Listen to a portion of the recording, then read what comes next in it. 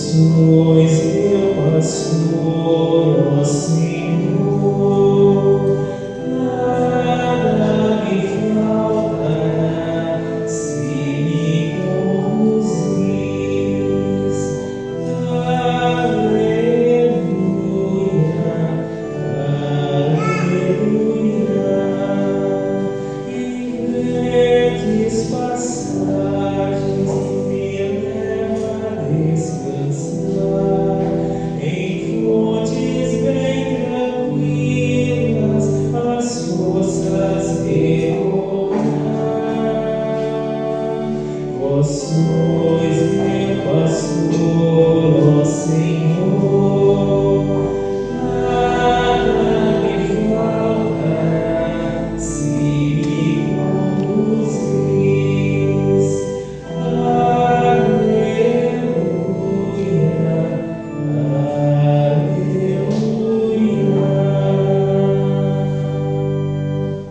O Cordeiro imolado é digno de receber o poder, a riqueza, a sabedoria e a força, a honra, a glória e o louvor. Aleluia. Hoje estamos dando início ao trido de solenidade ao Bom Pastor. Peçamos ao Bom Pastor que derrame sobre essa comunidade as graças e as bênçãos que os seus membros e os seus visitantes tanto buscam. Em nome do Pai, do Filho e do Espírito Santo. Amém. A graça de nosso Senhor Jesus Cristo, o amor do Pai e a comunhão do Espírito Santo estejam convosco. Bendito seja Deus que nos reuniu no amor de Cristo. O Senhor Jesus nos convida à mesa da palavra e à mesa da Eucaristia. E no livro do profeta Jeremias, ele diz que o Senhor cuida da ovelha ferida, da ovelha machucada. Vamos pedir ao Senhor, o bom pastor, que nos perdoe dos nossos pecados. Com fé e confiança na misericórdia do Pai, peçamos perdão.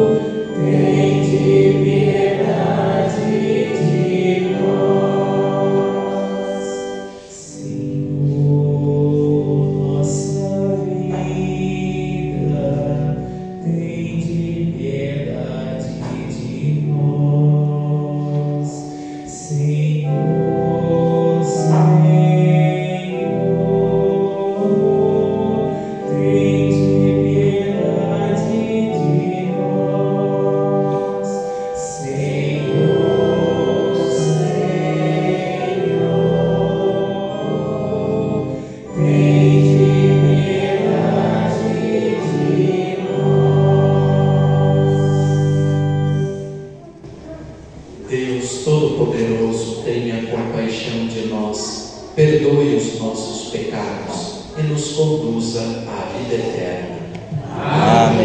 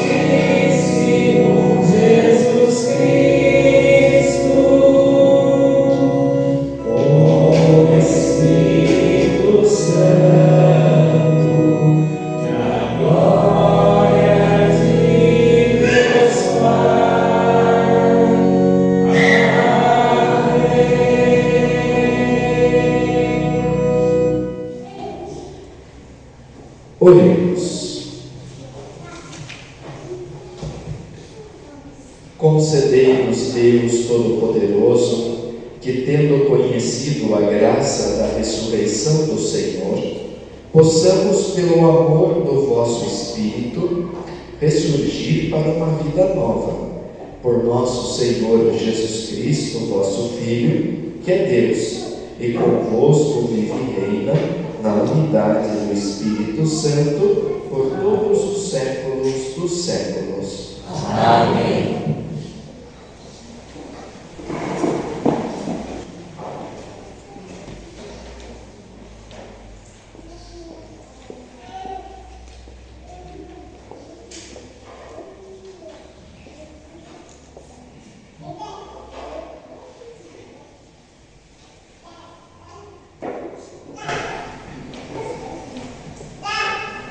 Leitura dos Atos dos Apóstolos. Naqueles dias, Saulo só respirava ameaças e morte contra os discípulos do Senhor. Ele apresentou-se ao sumo sacerdote e pediu-lhe cartas de recomendação para as sinagogas de Damasco, a fim de levar presos para Jerusalém os homens e mulheres que encontrasse seguindo o caminho. Durante a viagem, quando já estava perto de Damasco, Saulo, de repente, viu-se cercado por uma luz que vinha do céu. Caindo por terra, ele ouviu uma voz que lhe dizia: Saulo, Saulo, por que me persegues? Saulo perguntou: Quem és tu, Senhor? A voz respondeu: Eu sou Jesus, a quem tu estás perseguindo. Agora, levanta-te, entra na cidade, e ali te será dito o que deves fazer. Os homens que acompanhavam Saulo ficaram mudos de espanto, porque ouviam a voz, mas não viam ninguém. Saulo levantou-se do chão e abriu os olhos, mas não conseguia ver nada. Então, pegaram nele pela mão e levaram-no para Damasco. Saulo ficou 3 dias sem poder ver, e não comeu nem bebeu. Em Damasco havia um discípulo chamado Ananias. O Senhor o chamou numa visão: Ananias. E Ananias respondeu: Aqui estou, Senhor. O Senhor lhe disse: Levanta-te, vai à rua que se chama Direita e procura na casa de Judas por um homem de Tarso chamado Saulo. Ele está rezando. E numa visão, Saulo contemplou um homem chamado Ananias, entrando e impondo-lhe as mãos para que recuperasse a vista.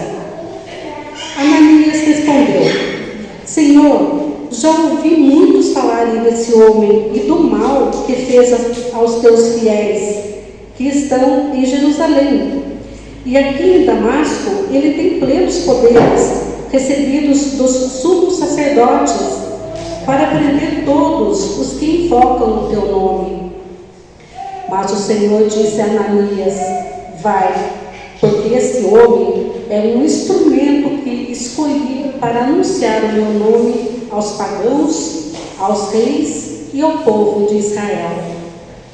Eu vou mostrar-lhe quanto ele deve sofrer por minha causa. Então Ananias saiu, entrou na casa e impôs as mãos sobre Saulo, dizendo: Saulo, meu irmão, o Senhor Jesus, que te apareceu quando vinhas no caminho, ele me mandou aqui para que tu recuperes a vista e fiques cheio do Espírito Santo. Imediatamente caíram dos olhos de Saulo como que escamas, e ele recuperou a vista. Em seguida, Saulo levantou-se e foi batizado. Tendo tomado alimento, sentiu-se reconfortado. Saulo passou alguns dias com os discípulos de Damasco e logo começou a pregar nas sinagogas, afirmando que Jesus é o Filho de Deus. Palavra do Senhor. Graças a Deus.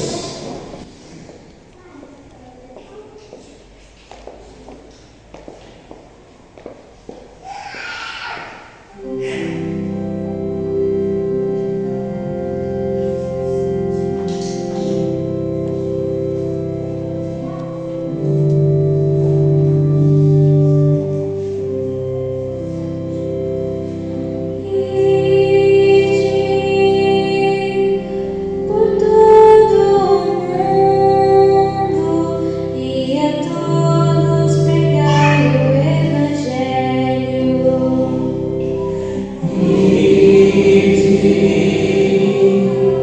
Por todo o mundo e a todos pregai o Evangelho. Cantai louvores ao Senhor todas as gentes, povos todos, festejai-o.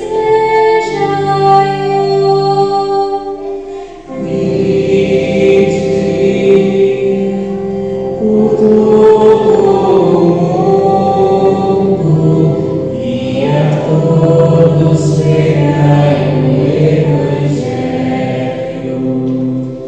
Pois comprovado é seu amor para conosco, para sempre Ele é fiel.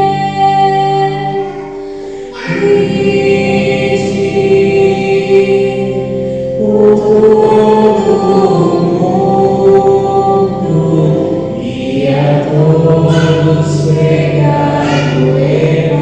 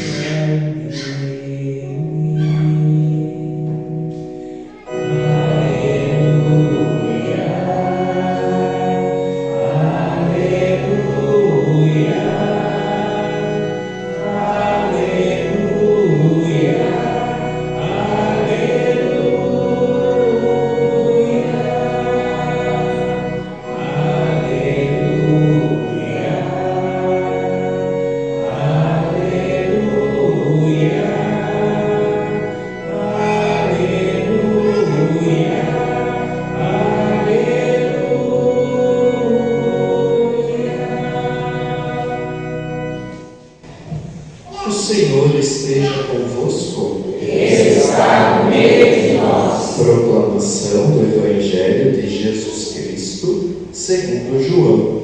Glória a vós, Senhor. Naquele tempo, os judeus discutiam entre si, dizendo: como é que ele pode dar a sua carne a comer? Então Jesus disse: em verdade vos digo, Se não comerdes a carne do Filho do Homem, e não beberdes o seu sangue, não tereis a vida em vós. Quem come a minha carne e bebe o meu sangue, tem a vida eterna, e eu o ressuscitarei no último dia. Porque a minha carne é verdadeira comida, e o meu sangue é verdadeira bebida. Quem come a minha carne e bebe o meu sangue, permanece em mim e eu nele. Como o Pai que vive me enviou, e eu vivo por causa do Pai, assim o que me come, viverá por causa de mim. Este é o pão que desceu do céu. Não é como aquele que os vossos pais comeram. Eles morreram. Aquele que come este pão viverá para sempre. Assim falou Jesus, ensinando na sinagoga em Cafarnaum. Palavra da salvação. Glória a vós, Senhor. Irmãos e irmãs, a liturgia da igreja, nesse tempo pascal, ela quer atrair a nossa atenção para a experiência com o Cristo ressuscitado. A tradição da igreja, ela sempre valorizou muito aqueles que testemunharam a ressurreição de Jesus, aqueles que foram testemunhas do Cristo vivo e do Cristo ressuscitado. Quando nós vamos para a primeira leitura de hoje, a primeira leitura de hoje, ela fala para nós da experiência da conversão do apóstolo Paulo. E a conversão do apóstolo Paulo é uma experiência com o Cristo ressuscitado. Veja bem, diz o início dos Atos dos Apóstolos, São Lucas, que foi companheiro de viagem de Paulo, com certeza ouviu isso do próprio Paulo, né? Então aquilo que Lucas escreve nos Atos dos Apóstolos, a gente pode ter grande credibilidade, porque aquilo que ele diz é uma verdade muito concreta, né? Mas lá aqui Paulo estava perseguindo os cristãos. Não só isso, estava perseguindo, estava prendendo. Houve o caso do diácono Estevão, em que o diácono Estevão foi apedrejado até a morte, e no seu apedrejamento foi o apóstolo Paulo que autorizou esse apedrejamento e segurou nos braços dele, né, o manto do diácono Estevão enquanto ele era apedrejado. Então nós vemos que o nome de Paulo era temido.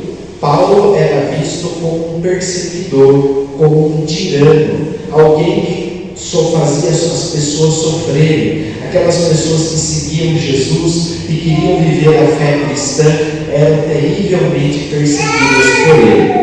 Agora, dentro dessa experiência de Paulo, é interessante a gente lembrar que é considerada uma das maiores conversões relatadas pela Bíblia.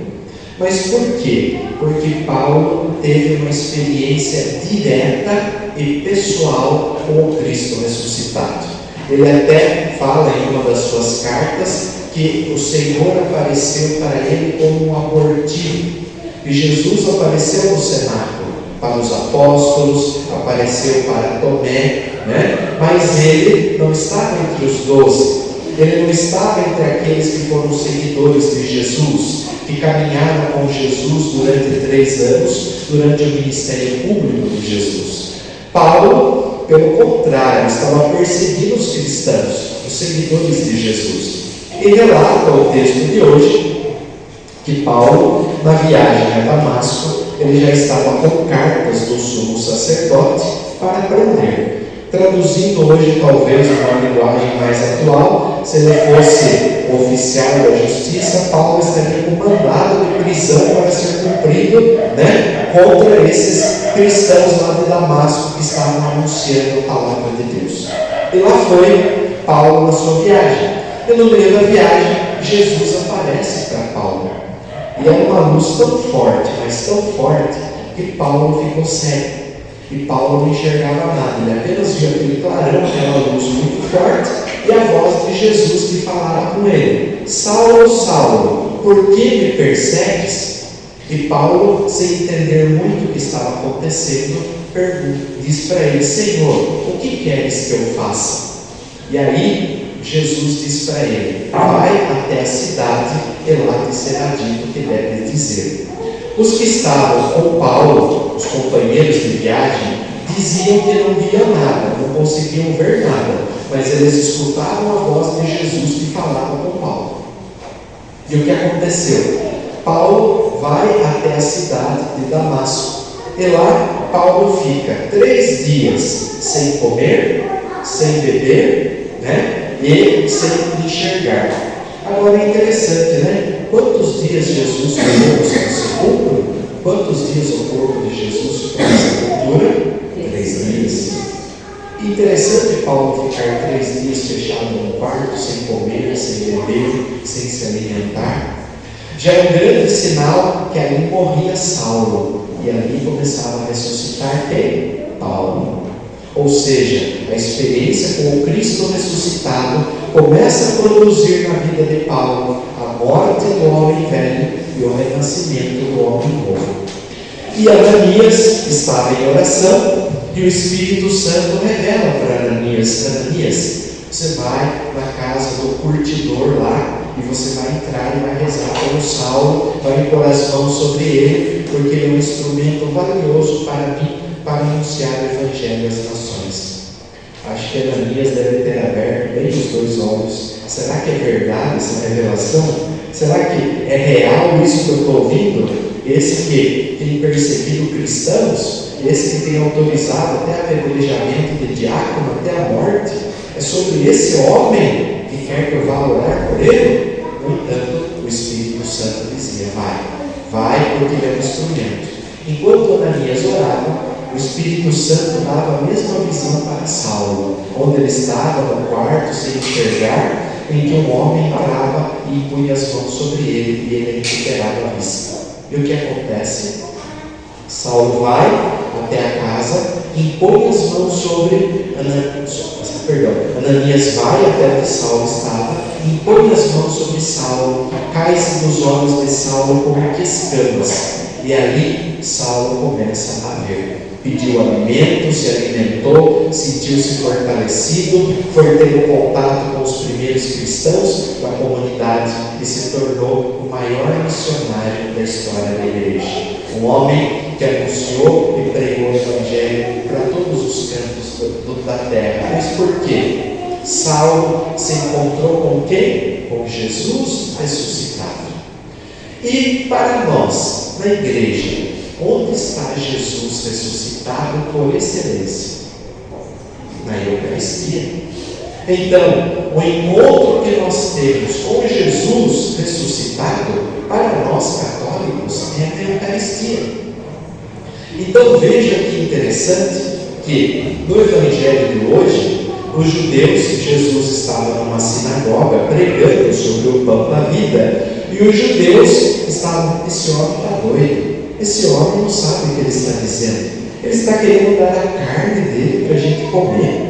Ele está querendo dar o sangue dele para a gente beber. Será que ele está criando uma cultura de canibalismo dentro da igreja?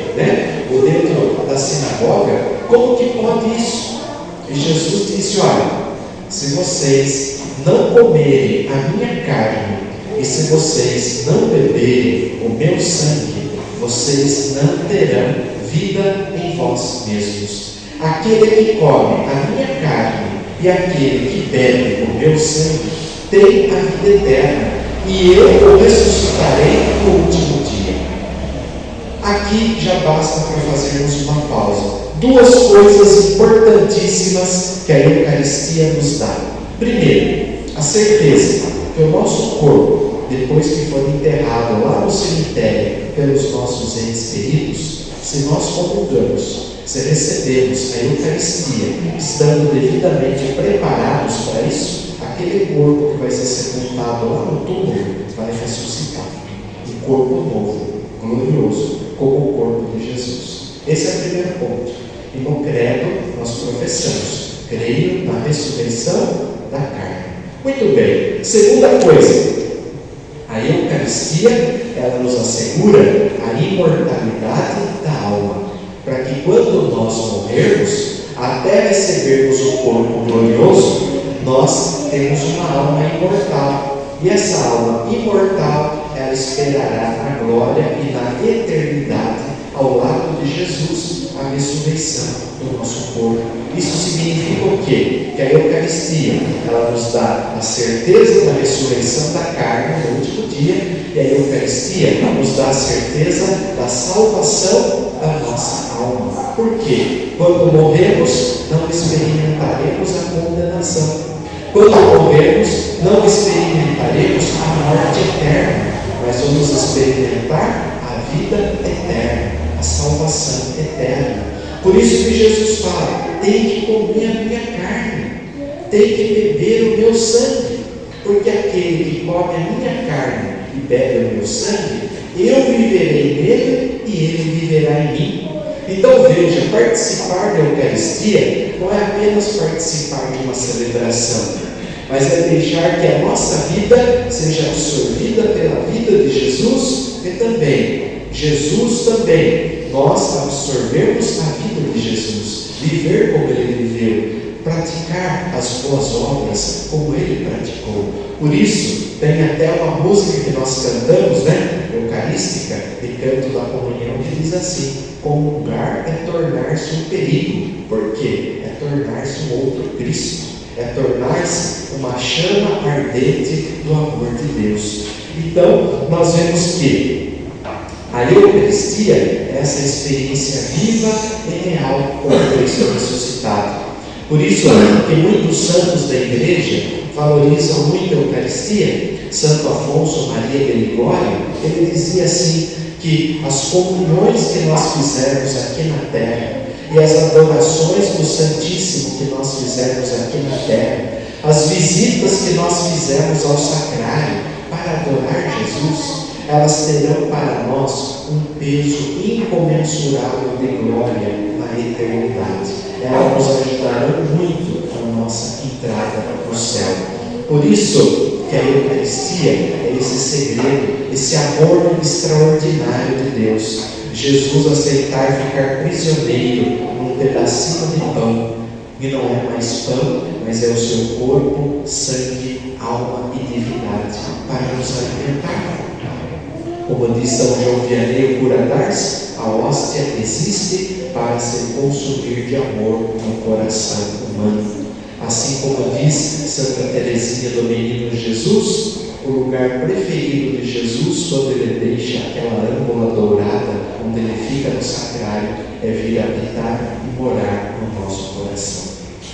Por isso vai dizer São José Maria Escrivá: ser alma de Eucaristia, ser coração de Eucaristia. E a igreja ensina com muita propriedade que a Eucaristia, ela produz na nossa alma os mesmos efeitos da comida.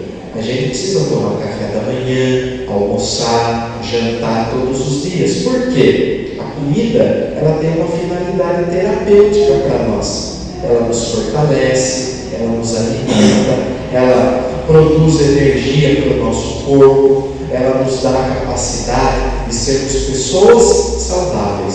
Já ouviram falar de anemia? Quando que uma pessoa tem anemia? Quando ela não se alimenta bem, quando a sua alimentação é pobre, quando a sua alimentação é fraca. E está cheio de católico por aí com anemia espiritual. Por quê? Não vai na missa todo domingo, não guarda os dias de preceito para buscar a Eucaristia, estão com anemia espiritual.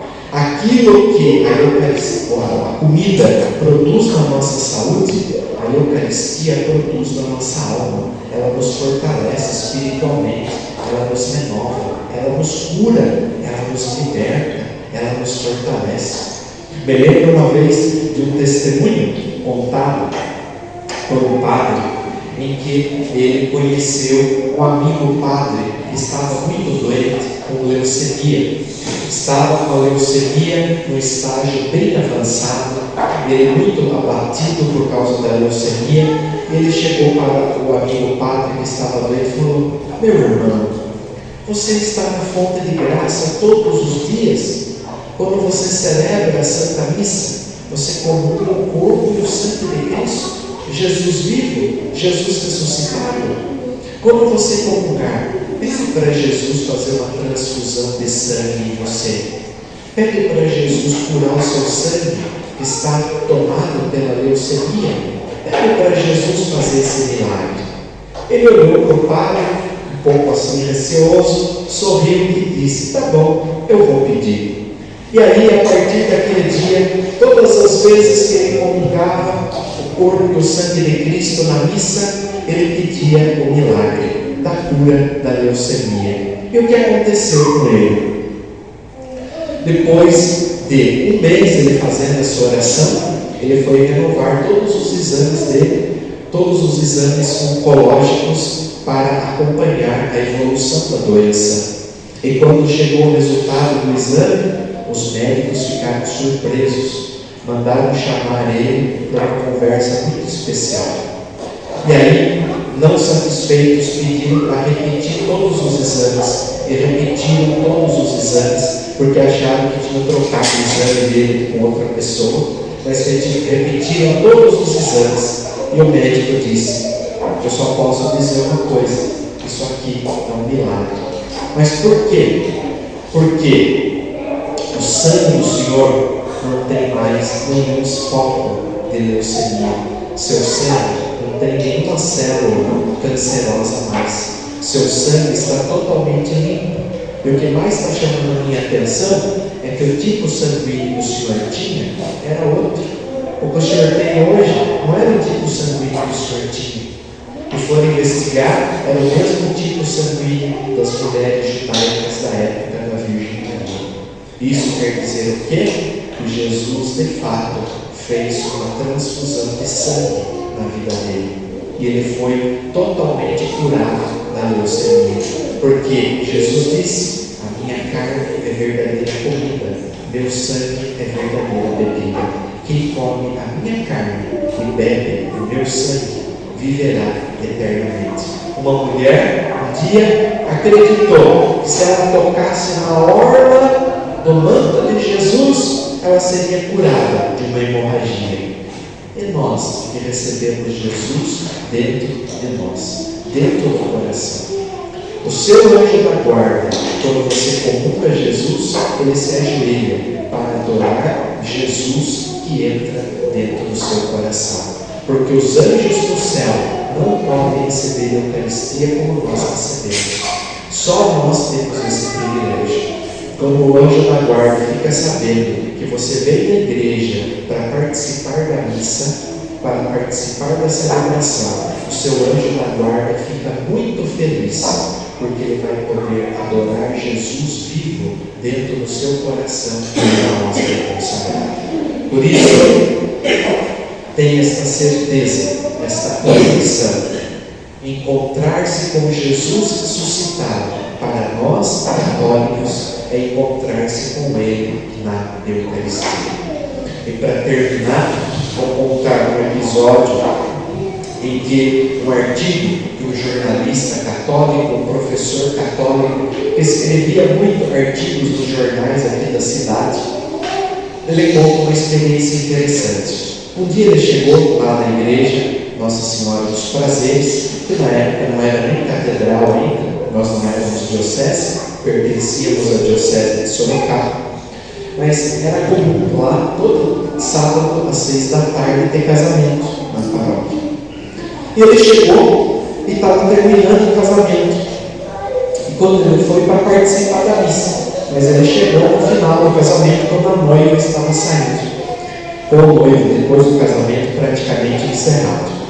E quando ele estava ali, naquele momento, ele viu que era um casal que estava casando conhecido, de famílias conhecidas. Ele falou: puxa vida, se pelo menos me convidasse para comer um pedaço do bolo do casamento, que delícia, né? Eu podia ir lá comer um bolo de casamento caprichado, tão gostoso. Mas não foi convidado. Aí ele ficou para a missa com aquilo na cabeça, né? O pedaço do bolo do casamento. Só que aí o padre estava lá celebrando a missa, e naquele momento, no finalzinho do rito da comunhão, o padre levanta a hóstia e fala assim: felizes os convidados para a ceia do Senhor. Eis o Cordeiro de Deus, eis aquele que tira o pecado do mundo. Ele pensou por dentro: uau, que convite! Eu estava querendo um convite para comer um bolo numa festa de casamento. Aqui Deus está me dando um convite muito maior, muito mais importante, e vale a minha salvação, a vida eterna. Felizes os convidados para a ceia do Senhor. Por isso, estar na Eucaristia é se sentir feliz, é se sentir bem-aventurado, porque é convidado a participar da ceia do Senhor. E aí, nós nos lembramos, né, de Jesus, o bom pastor, no Salmo 23, que ele leva as ovelhas para as pastagens verdejantes. E qual é essa pastagem que o bom pastor nos leva? É nos alimentar da Eucaristia. E eu digo para você que está hoje, nessa noite aqui, feliz é você, meu irmão, feliz é você, minha irmã, convidado a participar da ceia do Senhor, porque aquele que come a carne do Filho de Deus e bebe o seu sangue não morre, mas vive eternamente. E só a Igreja Católica tem a Eucaristia, e só a Igreja Católica pode oferecer isso para aqueles que são católicos. Louvado seja nosso Senhor Jesus Cristo.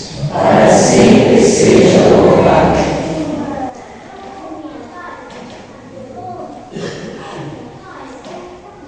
Você pode se levantar. Vamos apresentar ao Senhor as nossas preces, os nossos pedidos, a oração da comunidade.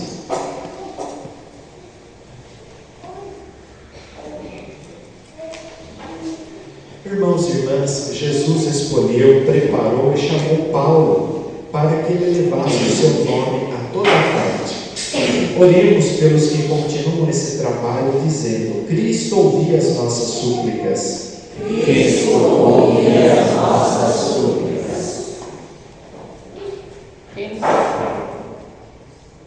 Pelos que por causa de Jesus são ameaçados de morte, pelos que lhe perguntam: quem és tu? Como fez Paulo? E pelos que lhe respondem: eis-me aqui. Como Ananias, oremos. Cristo, ouve as nossas súplicas. Pelos perseguidores que se convertem e seguem a Cristo, pelos catequistas que lhes ensinam o Evangelho e pelos ministros que lhes dão o batismo e a Eucaristia, oremos. Cristo, ouve as nossas súplicas. Pelos catecúmenos que adoram o Filho de Deus, pelos jovens que o reconhecem como grande amigo e pelos adultos que aprofundam a fé batismal, oremos. Cristo, ouve as nossas súplicas. Pelos descrentes que acolhem o Evangelho, pelos fiéis que acreditam nas palavras de Cristo e pelos que alimentam do seu corpo e do seu sangue, oremos. Cristo, ouve as nossas súplicas. Por todos nós que adoramos o pão descido do céu, pelos que fazem dele seu alimento cotidiano e pelos que permanecem em Jesus e por ele vivem, oremos. Cristo, ouve as nossas súplicas. Oremos também nesta noite, pedindo a Jesus, o bom pastor, que cuide dos doentes, dos enfermos. De forma especial, vamos orar hoje e pedir pela saúde da Maria Silvia, pela saúde do Daniel, pela saúde da Lúcia Passarinho, pela saúde da Fernanda Diniz, para que eles tenham a sua saúde plenamente restabelecida. Oremos. Cristo, ouve as nossas súplicas. Oremos também pelos nossos irmãos e irmãs já falecidos, que deixaram esta vida e já foram levados para o aprisco do bom pastor. Oremos pela vida da nossa irmã Maria Aparecida Afonso, Herotides de Oliveira, José Antônio dos Santos e Luzia Maria dos Prazeres, para que, tendo eles participado da morte de Cristo pelo batismo, que eles participem igualmente da sua ressurreição. Oremos. Cristo, ouve as nossas súplicas.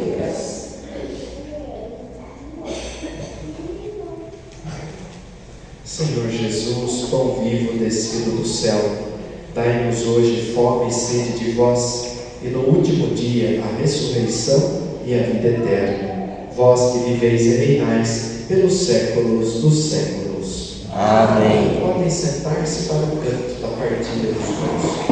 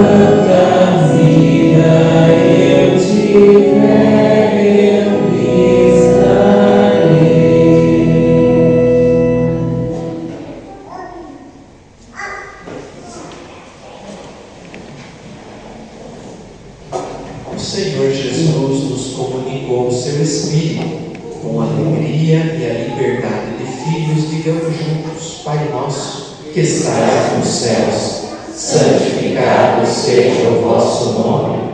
Venha a nós o vosso reino. Seja feita a vossa vontade, assim na terra como no céu. O pão nosso de cada dia nos dai hoje. Perdoai-nos as nossas ofensas, assim como nós perdoamos a quem nos tem ofendido. E não nos deixeis cair em tentação, mas livrai-nos do mal. A paz do Senhor esteja sempre convosco. O amor de Cristo nos uniu.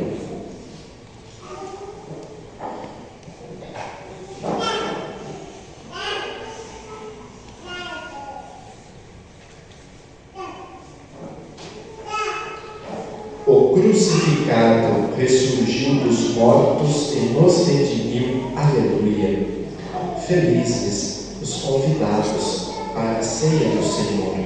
Eis o Cordeiro de Deus, eis aquele que tira o pecado do mundo. Senhor, eu não sou digna que entreis em minha morada, mas dizei uma palavra e serei salvo.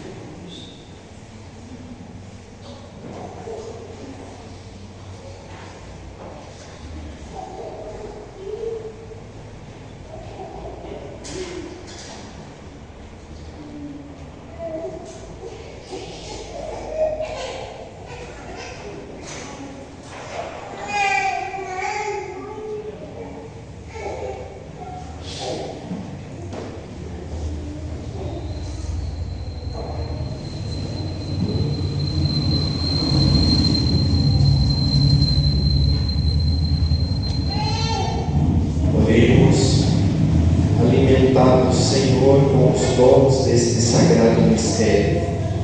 Nós vos pedimos humildemente que nos faça crescer na caridade, a Eucaristia que vosso Filho nos mandou celebrar em sua memória, por Cristo nosso Senhor.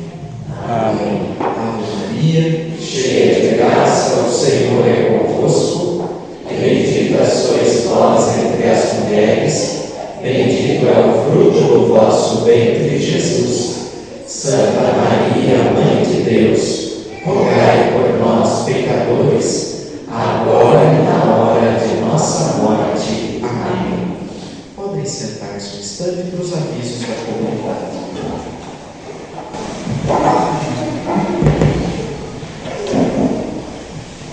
Gostaria de agradecer a comunidade de Santa Cruz do Roque, a Nossa Senhora das Graças, por participar com a gente hoje. Muito obrigada. Amanhã é 7h30 com o Diácono Passos. E gostaria de agradecer ao Thales por mais uma vez estar à disposição. Muito obrigada, Deus abençoe.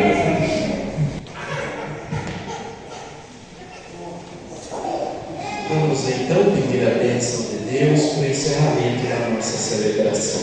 O Senhor esteja convosco. Está no meio de nós. Pela intercessão de Nossa Senhora Aparecida, Rainha e Padroeira do Brasil, desça sobre todos nós aqui presentes a bênção de Deus Todo-Poderoso, Pai, Filho e Espírito Santo. Amém. Uma boa noite para todos, que a alegria do Cristo ressuscitado seja a nossa força. Vamos em paz e que o Senhor nos acompanhe. Graças a Deus.